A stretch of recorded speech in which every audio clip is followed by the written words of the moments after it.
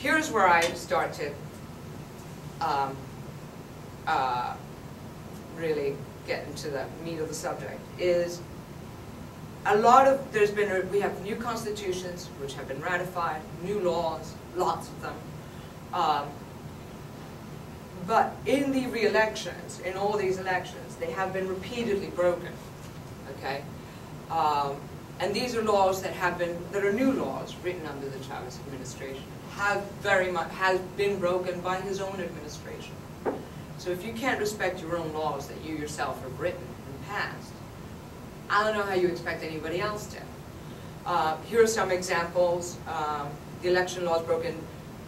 Laws pertaining to the use of public funds. 3 articles of the Constitution, 3 articles of the law against corruption. One of them is punishable by 1 to 3 years in prison for every single instance. There are dozens of them. Anyway, and it goes into ley orgánica del proceso electoral, the organic law of electoral processes, etc. There are also about campaign timing.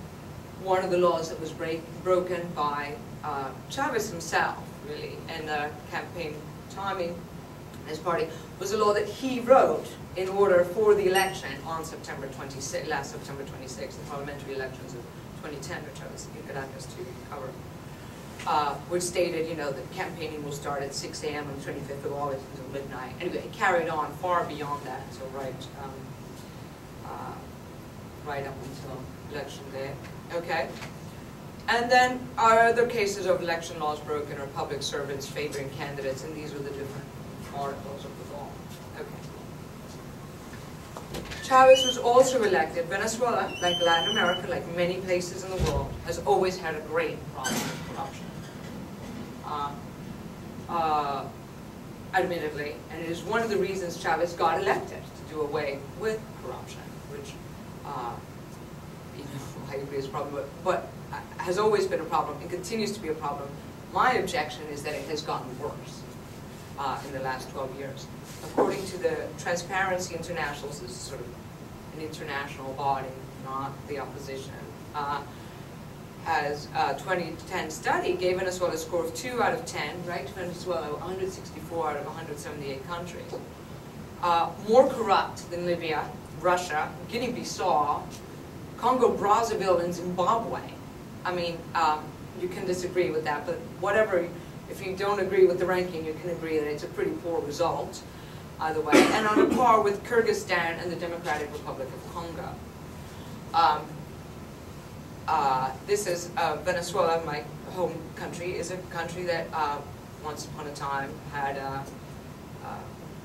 you know, things like the Concorde flight to it, which I agree is no way a measure of social justice in any way or economic, but you can't tell me that now turning around and being compared to the Congo and Kyrgyzstan is advancement for the country.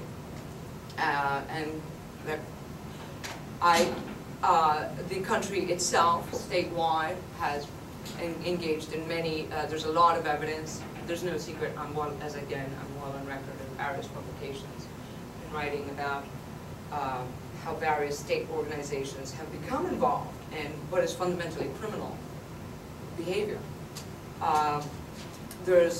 Venezuela had been historically a problem that was of money laundering. That was part of the problem with the Banco Latino failure. And a lot of corruption, and also all of those bankers. I agree with Professor Elmer, they fled with money, should be brought to trial, I agree. But now Venezuela has become a major transit point for cocaine shipping. This is according to the UN Office on Drugs. Wait, I have it here actually. UN Office on Drugs and Crime. They estimate that as much as 80% of the cocaine on Europe's streets comes through Venezuela, which was not the case in 1998. And now that there's been a spike in trafficking from Venezuela through Europe to West African countries like Mauritania, Senegal, Cape Verde, Guinea-Bissau, Ghana, and Benin. There's a huge rise in militarization. The government has spent $6.6 billion on buying weaponry from Russia, a country that has not fought a war since its independence. a lot of this is saying that because the U.S. might invade, and that's what the Chavistas have claimed, that we must protect ourselves, that the Americans are coming to get our oil. In the case, and now the war in Libya is, Chavez is a big friend, has made no secret, has called Gaddafi a revolutionary brother, and has basically said, see, I told you the Americans are after the oil. Okay, whatever your views on American desire for oil in the rest of the world and how it shapes their political program, we can get into that later. But he has also, there is contravention of UN sanctions against Iran, which then in July 2010, the EU had ordered seizure of the Venezuelan International Development Bank for being a subsidiary of the Export Development Bank of Iran. And Venezuela does not really have a history of getting involved with Muslim movements up until recently.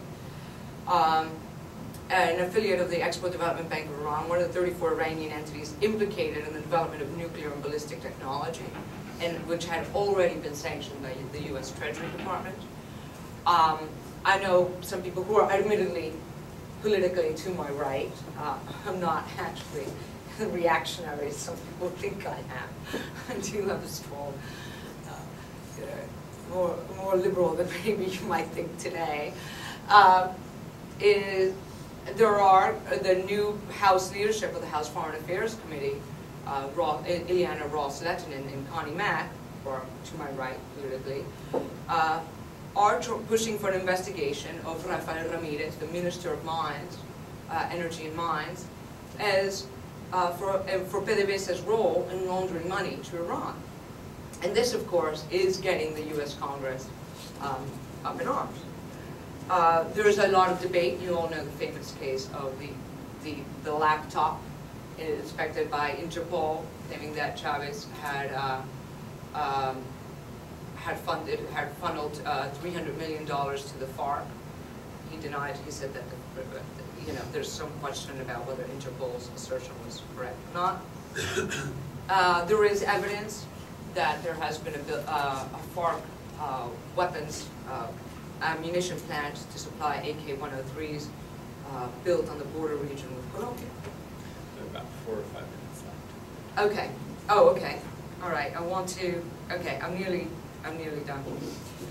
And talk about the future. Okay. There is also there has been intelligence that there was a big summit of terrorist support groups, and this has been kicking around Washington, D.C. Sort of up in arms about it. We can talk about the role of D.C. if you want.